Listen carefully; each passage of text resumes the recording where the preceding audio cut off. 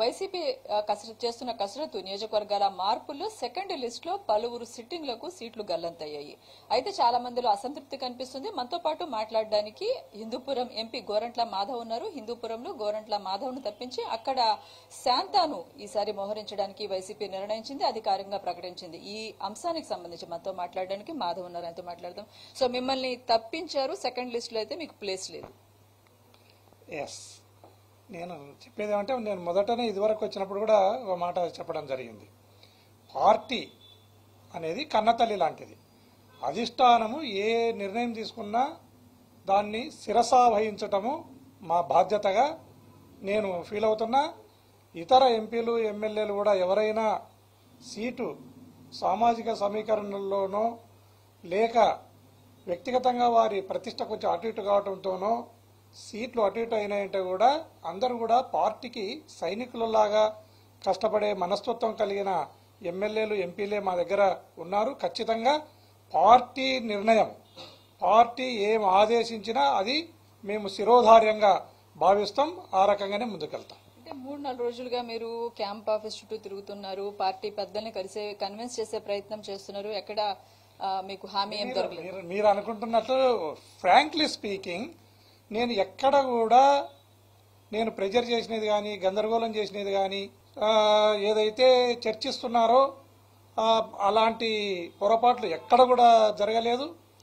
మా party YSR Congress party CM గారి advisor Sajjala Ramakrishna Reddy సార్ను వాస్తవంగా కలవటం జరిగింది. ఎప్పుడు కలిసినా ఆయన ప్రేమగా ప్రతి ఒక్కరిని కూడా ప్రేమగా మాట్లాడతాడు, ఉన్న విషయాన్ని తెలియజేస్తాడు.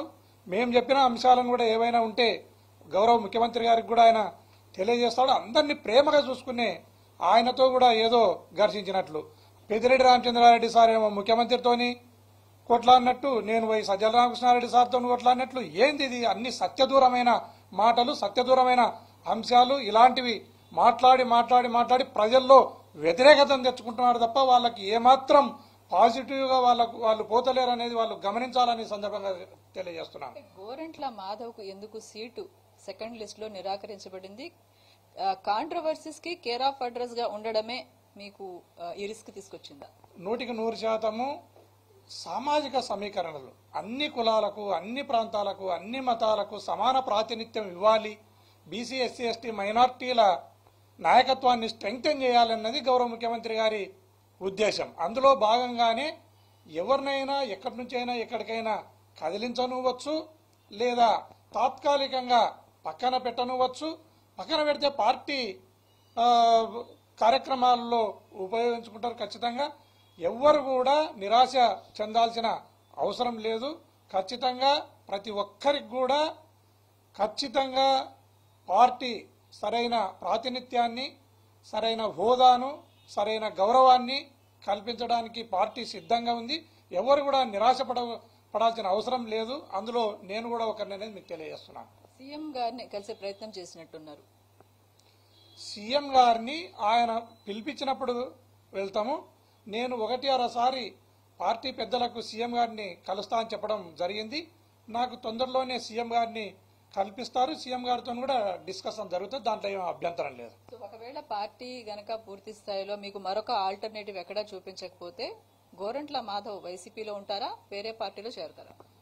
నేను మొదటనే చెప్తున్నాను, ఈ పార్టీ మా పార్టీ, మా బీసీ ఎస్సీ ఎస్టీ మైనార్టీల పార్టీ.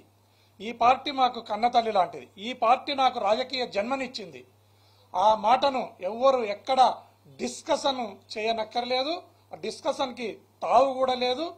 మేము ఖచ్చితంగా ఈ పార్టీలోనే, మేము వైఎస్ఆర్ కాంగ్రెస్ పార్టీలోనే మా సావో రేవో మేము దీంట్లోనే తేల్చుకుంటాం తప్ప మాకు ఇతర పార్టీల వైపు చూడాల్సిన అవసరం లేదు, ఆవశ్యకత కూడా లేదనేది నేను ఘంటాబద్ధంగా తెలియజేస్తున్నాను. హాకీ యూనిఫామ్ వదిలి ఖద్దరు వేసుకున్నారు. ప్రత్యక్ష రాజకీయాల మీద ఉన్న ప్రేమతోటి మరి ఈసారి ప్రత్యక్ష రాజకీయాలకి దూరంగా ఉండాల్సి వస్తే కూడా మీకు యాక్సెప్టబుల్?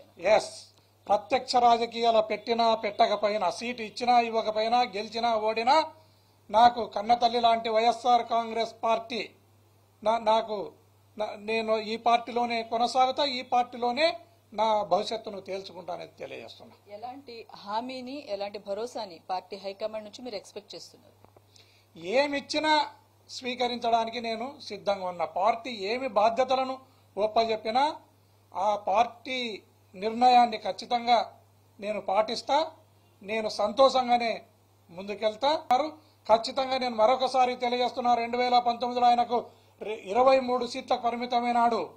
వీళ్ళు ఇట్లే హడావుడి చేస్తే ఆ 20 పక్కకు పోయి ముసలోనికి ఆ 3 మాత్రమే మిగులుతాయని ఈ సందర్భంగా తెలియజేస్తున్నా. షర్మిల కాంగ్రెస్ లో చేరుతున్నారు, కాంగ్రెస్ లో తన పార్టీ విలీనం చేస్తున్నారు, మీ రెస్పాన్స్ ఏంటి? ఇది చాలా పెద్దలు మాట్లాడే పార్టీ హైకమాండ్ చాలా పెద్దలు మాట్లాడే ప్రశ్నను నా మీద సంధిస్తున్నారు.